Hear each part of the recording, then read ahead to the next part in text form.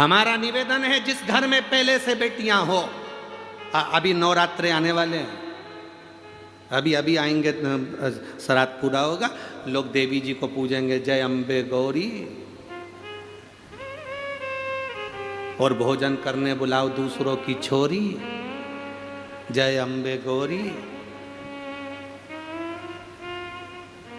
और घर में हो जाए छोरी तो 24 घंटा रोरी, जय अम्बे गौरी,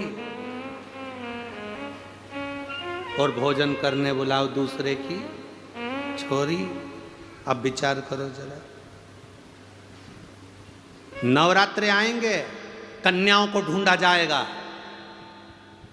कन्याओं को ढूंढ रहे हैं, देवी जी आ रही है, देवी जी आ रही है, तिलक लगाएंगे, उनको खाना खिलाएंगे, खीर पूरी खिलाएंगे, और उनको तिलक करके चुनरी ओढ़ाएंगे, पैसा देंगे, और कन्या तुम्हारे घर में पैदा हो जाए तो मुंह उतार कर बैठ जाते हो।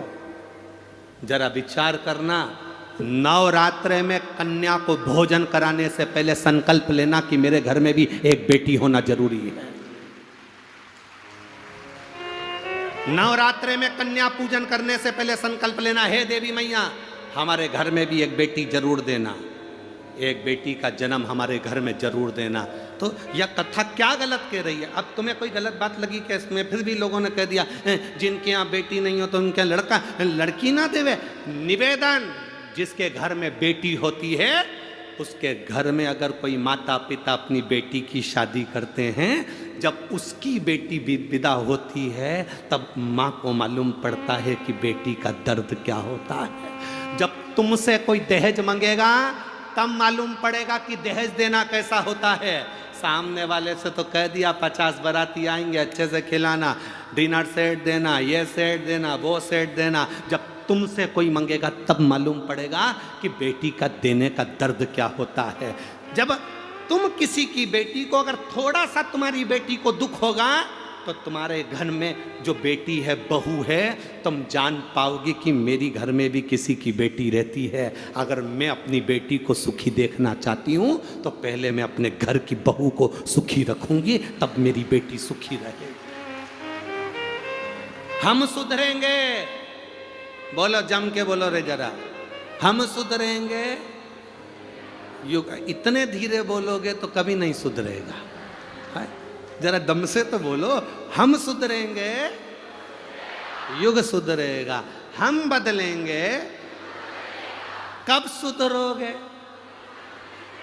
बस फिर तो युग सुधरा है, अपने को क्या टेंशन, हम सुधरे। बस हम हमारे घर में एक नियम बना लें कि मैं अपनी बहू को अच्छे से रखूंगी तो ये मेरा विश्वास कहता है मेरी बेटी कहीं पर भी रहे उसकी सास अच्छे से रखेगी, ये पक्का, उसकी सास भी अच्छे से रखेगी। एक माता पिता से पूछो कि बेटी का दर्द क्या होता है। कोख में पाल पोस कर बड़ा करा और वो बेटी ब्याह करने के बाद अगर दुखी हो जाए तो माँ बाप से पूछना कि उसका दिल कितना रोता है।